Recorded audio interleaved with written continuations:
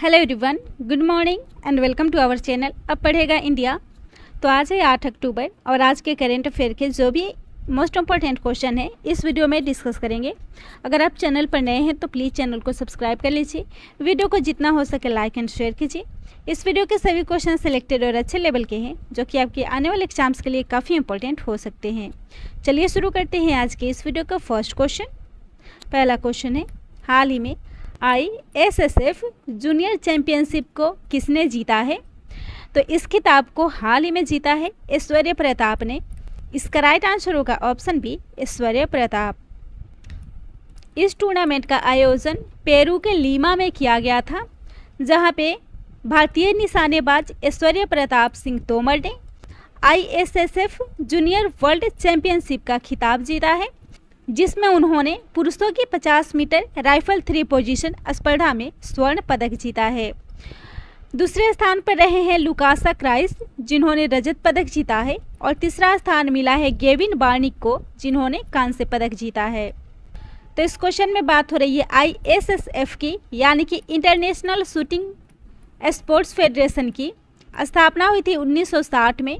मुख्यालय है Munich, Germany, और इसके अध्यक्ष है व्लादिमीर लीसिन। तो इस क्वेश्चन में बात हो रही है शूटिंग से संबंधित करेंट अफेयर की। तो हाल ही में आयोजित दिल्ली में ISSF के विश्व कप टूर्नामेंट में ऐश्वर्य प्रताप सिंह ने 50 मीटर की एयर स्पर्धा में स्वर्ण पदक जीता था, और इसको जीतने वाले वह सबसे कम उम्र के खिलाड़ी बने थे। वहीं दिल्ली में आयोजित ISSF के WC के महिला वर्ग में 10 मीटर एयर पिस्टल में स्वर्ण पदक यशस्विनी देसवाल ने जीता था, और वहीं इसी टूर्नामेंट में 25 मीटर की एयर पिस्टल में स्वर्ण पदक भारत की चिंकी यादव ने जीता था। अगला क्वेश्चन है, हाल ही में विश्व कपास दिवस कब मनाया गया है? तो हाल ही में इस दिवस को मनाया गया है 7 अक्टूबर को। इसका राइट आंसर होगा ऑप्शन ए, 7 अक्टूबर को। और इस दिवस का उद्देश्य है कपास के लाभों के बारे में लोगों को जागरूक करना। कपास, जिसमें प्राकृतिक फाइबर के रूप में इसके गुणों से लेकर लोगों को इसके उत्पादन, परिवर्तन, व्यापार और उपभोग से प्राप्त होने वाले लाभों को प्रदर्शित करना है। इस दिवस की शुरुआत 4 देशों के समूह बेनिन, बुर्किना फासो, चाड और माली के द्वारा वैश्विक वस्तु के रूप में कपास के महत्व को दर्शाने के लिए शुरू की गई थी। और इस दिवस को WTO यानी कि वर्ल्ड ट्रेड फेडरेशन यानी कि विश्व व्यापार संगठन के द्वारा मनाया जाता है, जिसका मुख्यालय है जिनेवा, स्विट्जरलैंड। स्थापना हुई थी 1 जनवरी 1995 में, और इसके महानिदेशक हैं नागोंजी ओकोंजो इविला। तो इस क्वेश्चन में बात हो रही है अक्टूबर मंथ के इम्पोर्टेंट डेज की। तो अब तक मनाए गए अक्टूबर मंथ के जितने भी महत्वपूर्ण दिवस है उन्हें भी देख लेते हैं। 1 अक्टूबर को राष्ट्रीय पेंशन प्रणाली दिवस, साथ ही 1 अक्टूबर को अंतर्राष्ट्रीय वृद्धजन दिवस। इसके अलावा 1 अक्टूबर को ही अंतर्राष्ट्रीय कॉफ़ी दिवस मनाया गया है। 2 अक्टूबर को अंतर्राष्ट्रीय अहिंसा दिवस, 2 से 8 अक्टूबर तक वन्य जीव सप्ताह के रूप में, और 4 से 10 अक्टूबर तक विश्व अंतरिक्ष सप्ताह के रूप में मनाया जा रहा है। इसके अलावा विश्व पर्यावरण दिवस 4 अक्टूबर को, जो कि अक्टूबर मंथ के पहले सोमवार को प्रत्येक वर्ष मनाया जाता है। राष्ट्रीय गंगा डॉल्फिन दिवस और विश्व शिक्षक दिवस 5 अक्टूबर को मनाया गया है। अगला क्वेश्चन है, हाल ही में किसने महाबाहु ब्रह्मपुत्र नदी विरासत केंद्र का उद्घाटन किया है? तो इसका उद्घाटन एम वेंकैया नायडू ने किया है, जो कि हमारे उपराष्ट्रपति हैं। इन्होंने हाल ही में असम के महाबाहु ब्रह्मपुत्र नदी विरासत केंद्र का उद्घाटन किया है। यह केंद्र मूल रूप से कामरूप के ब्रिटिश उपायुक्त के निवास के रूप में कार्य करता था। इसके निर्माण के लगभग 150 सालों के बाद गुवाहाटी के DC बंगले को एक विरासत केंद्र के रूप में जनता के लिए खोला गया है। DC बंगले की बात हो रही है तो 1826 में यानदाबो की संधि के बाद अंग्रेजों के द्वारा असम पर कब्जा करने के बाद 1839 में गुवाहाटी के लिए DC पद का सृजन किया गया था। ब्रह्मपुत्र नदी के तट पर बरफुकनार टीला से पहले DC निवास के लिए कई स्थलों का सर्वेक्षण किया गया था। जहां सरायघाट की लड़ाई में इस्तेमाल की गई तोपें बिखरी हुई थी और इसे डीसी बंगले के लिए चुना गया था। आज़ादी के बाद 2011 तक यह डीसी बंगला बना रहा। अगला क्वेश्चन है, consumer electronics and appliances manufacturers association के नए अध्यक्ष हाल ही में कौन बने हैं? इसके अध्यक्ष बने हैं एरिक ब्रेगेंजा। इसका राइट आंसर होगा option a Eric Braganza. Eric Braganza को 2 सालों के लिए consumer electronics and appliances manufacturers association का अध्यक्ष नियुक्त किया गया है और वह अध्यक्ष के रूप में कमल नंदी की जगह लेंगे। यह बात हो रही है consumer electronics and appliances manufacturers association की। तो यह स्थापित हुआ था 1978 में, जो कि उपभोक्ता इलेक्ट्रॉनिक्स और घरेलू उपकरण उद्योग का प्रतिनिधित्व करता है। इसका उद्देश्य है उद्योग के विकास और इसके घटकों के निर्माण को बढ़ावा देना। अगला क्वेश्चन है, प्रशासन शहरों के संग और प्रशासन गांवों के संग अभियान को किस राज्य सरकार ने शुरू किया है? इस अभियान को शुरू किया है राजस्थान राज्य सरकार ने। राइट आंसर होगा ऑप्शन सी है राजस्थान। और इस अभियान का उद्देश्य है लोगों को भूमि के पट्टे के आवंटन सहित कई तरह की छूटें प्रदान किए जाना। राजस्थान में इसका उद्घाटन किया गया है, जिसकी राजधानी है जयपुर। मुख्यमंत्री हैं अशोक गहलोत और राज्यपाल है कलराज मिश्रा। वहीं बात करें राजस्थान के करेंट अफेयर की, तो यहाँ विधानसभा ने बाल विवाह के पंजीकरण की अनुमति देने वाला एक विधेयक पारित किया है। यहाँ के सोजत मेहंदी को हाल ही में जीआई टैग मिला है। वैदिक शिक्षा और संस्कार बोर्ड राज्य में स्थापित किया जाएगा। मुख्यमंत्री किसान मित्र ऊर्जा योजना यहाँ शुरू की गई है। गरीब बच्चों को मुफ्त शिक्षा देने के लिए मुख्यमंत्री अनुप्रति कोचिंग योजना शुरू की गई है और यहाँ पे मिशन निर्यातक बनो योजना भी शुरू हुई है। इसके अलावा घर घर औषधि योजना, महिलाओं और बच्चों के लिए पोषण कार्यक्रम, ई लाइब्रेरी वेब पोर्टल और राइट टू हेल्थ बिल लाने वाला भी यह देश का पहला राज्य है। बाड़मेर में नेशनल हाईवे 925 पर इमरजेंसी लैंडिंग फील्ड का भी उद्घाटन किया गया है।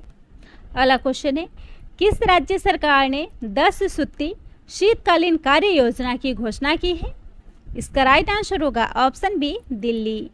तो इस कार्यक्रम की घोषणा दिल्ली सरकार के द्वारा की गई है। दिल्ली राज्य सरकार अरविंद केजरीवाल ने राष्ट्रीय राजधानी में वायु प्रदूषण से लड़ने के लिए 10 सूत्री शीतकालीन कार्य योजना की घोषणा की है। दिल्ली की बात हो रही है तो मुख्यमंत्री हैं अरविंद केजरीवाल और उपराज्यपाल हैं अनिल बैजल। यह एक केंद्र शासित प्रदेश है और दिल्ली के रोहिणी में पहली बार पशु डीएनए प्रयोगशाला की स्थापना की गई है। यहाँ देशभक्ति पठचर्या शुरू करने की घोषणा की गई है।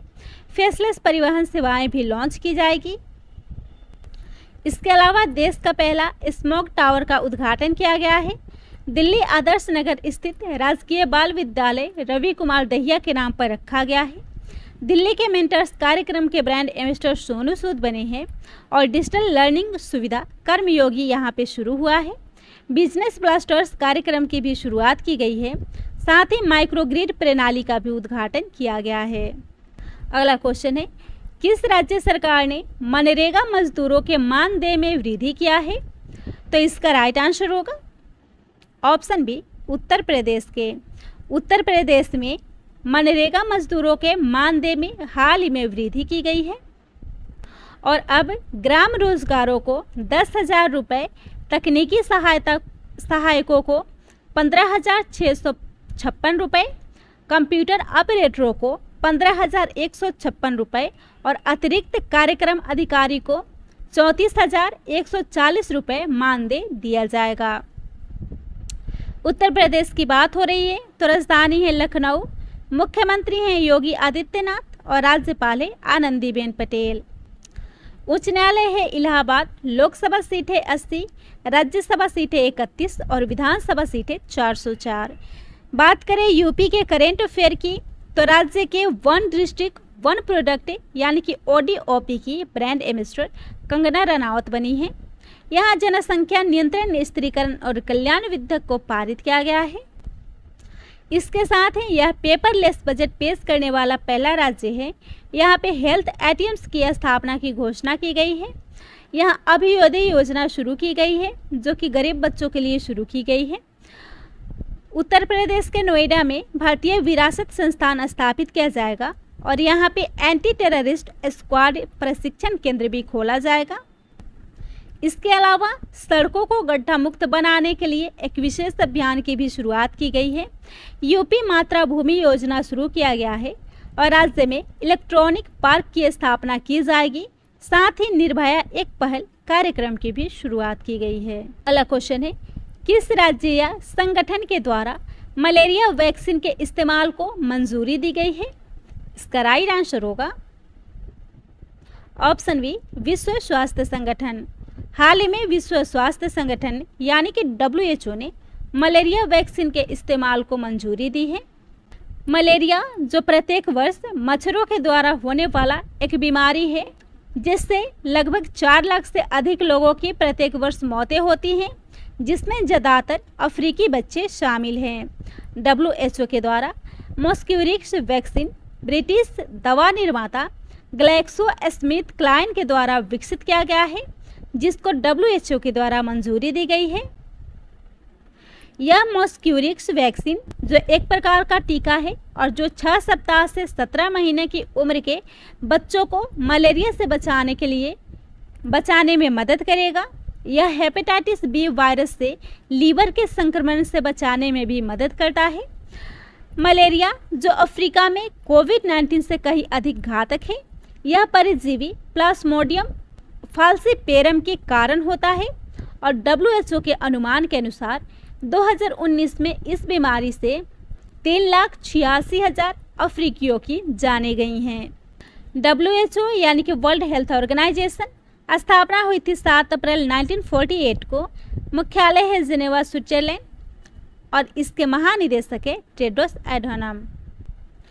उप महानिदेशक है सौम्या स्वामीनाथन और WHO ने हाल ही में आवश्यक दवाओं की एक मॉडल सूची जारी की है। साथ ही Gordon Brown global health finance के लिए WHO के ब्रांड एम्बेसडर नियुक्त हुए हैं। अगला क्वेश्चन है, state of the world's children report 2021 को हाल ही में किसने जारी किया है? इस रिपोर्ट को जारी किया है यूनिसेफ ने। इसका राइट आंसर होगा ऑप्शन है यूनिसेफ। और इस रिपोर्ट को जारी किया है यूनिसेफ ने और इसको लॉन्च किया है केंद्रीय स्वास्थ्य और परिवार कल्याण मंत्री मनसुख मंडाविया ने, जिन्होंने यूनिसेफ के ग्लोबल फेलोशिप पब्लिकेशन 2021 में दुनिया भर में बच्चों की वर्तमान स्थिति, मानसिक स्वास्थ्य को बढ़ावा देने, संरक्षित करने और उन्हें देखभाल करने के नाम से एक शीर्षक रिपोर्ट को प्रकाशित किया है। इस रिपोर्ट में बच्चों के मानसिक स्वास्थ्य पर कोविड-19 महामारी के प्रभाव का विवरण दिया गया है। यूनिसेफ की बात करें तो इसका गठन हुआ था 11 दिसंबर 1946 को। इसका मुख्यालय अमेरिका के न्यूयॉर्क शहर में है और इसके 7 सदस्य देशों में क्षेत्रीय कार्यालय है, जिनमें Panama, Switzerland, Thailand, Kenya, Jordan, Nepal और सेनेगल शामिल है। क्वेश्चन में बात हो रही है हाल ही में जारी रिपोर्ट की, तो करेंट अफेयर के कुछ इंपॉर्टेंट पॉइंट्स भी देख लेते हैं इससे रिलेटेड। हाल ही में अंतर्राष्ट्रीय मुद्रा कोष यानी कि इंटरनेशनल मॉनेटरी फंड ने एक रिपोर्ट जारी की है, जिसने क्रिप्टो करेंसी पर रिपोर्ट को जारी की है, जिसका नाम है global financial stability report. NITI Aayog ने राज्य पोषण प्रोफाइल के साथ साथ भारत में शहरी नियोजन क्षमता में सुधार पर भी एक रिपोर्ट जारी की है। वहीं बात करें अंकटाड की यानी कि व्यापार और विकास पर संयुक्त राष्ट्र सम्मेलन की, इसने हाल ही में अंकटाड डिजिटल इकोनॉमिक रिपोर्ट को जारी की है। अगला क्वेश्चन है, हाल ही में किसने कोटक बैंक को प्रत्यक्ष अप्रत्यक्ष कर वसूलने की मंजूरी दी है? तो इसका राइट आंसर होगा ऑप्शन सी, केंद्र सरकार ने। हाल ही में केंद्र सरकार ने कोटक बैंक को प्रत्यक्ष और अप्रत्यक्ष कर वसूलने की मंजूरी प्रदान की है। तो कोटक महिंद्रा बैंक लिमिटेड को अपने बैंकिंग नेटवर्क के माध्यम से प्रत्यक्ष और अप्रत्यक्ष करों जैसे कि आयकर, सामग्री और सेवा पर कर यानी कि GST इत्यादि के संग्रह के लिए सरकार ने मंजूरी प्रदान की है। इसके साथ ही वित्त मंत्री निर्मला सीतारमण जी के द्वारा सभी बैंकों को सरकार से संबंधित व्यवसाय में भाग लेने की घोषणा के बाद यह अनुमोदन प्राप्त करने वाला भी कोटक महिंद्रा बैंक पहला अनुसूचित निजी क्षेत्र का बैंक बना है। कोटक महिंद्रा बैंक की बात हो रही है तो स्थापना 2003 में हुई थी। मुख्यालय है मुंबई महाराष्ट्र में। एमडी और सीईओ है उदय कोटक और इसका टैगलाइन है लेट्स मेक मनी सिंपल। अगला क्वेश्चन है, हाल ही में अटल बिहारी वाजपेयी के किस पूर्व निजी सचिव का निधन हो गया है? राइट आंसर होगा ऑप्शन सी शक्ति सिन्हा। शक्ति सिन्हा जो अटल बिहारी वाजपेयी के पूर्व निजी सचिव थे जिनका हाल ही में निधन हो गया है। शक्ति सिन्हा 1979 बैच के आईएएस अधिकारी, साथ ही Nehru memorial museum and library के पूर्व निदेशक भी थे। उन्होंने 1996 और 1999 के बीच अटल बिहारी वाजपेयी के साथ मिलकर काम किया था। साथ ही इन्होंने अटल बिहारी वाजपेयी के साथ the years that change India नाम से एक पुस्तक को भी जारी किया था। इस क्वेश्चन में बात हो रही है महत्वपूर्ण व्यक्तियों के निधन की। तो हाल ही में टेलीविज़न अभिनेता अरविंद त्रिवेदी का निधन हो गया है, जो रामानंद सागर के टीवी धारावाहिक रामायण में रावण की प्रतिष्ठित भूमिका के लिए प्रसिद्ध थे। घनश्याम दास जो टीवी श्रृंखला तारक मेहता का उल्टा चश्मा में नट्टू काका के रूप में जाने जाते थे, इनका भी हाल ही में कैंसर के कारण निधन हो गया है। अगला क्वेश्चन है, हाल ही में किसने बाय नाउ पे लेटर पोस्ट पे प्लेटफॉर्म को लॉन्च किया है? तो इस पोस्ट पे प्लेटफॉर्म को लॉन्च किया है भारत पे ने। राइट आंसर होगा ऑप्शन ए भारत पे।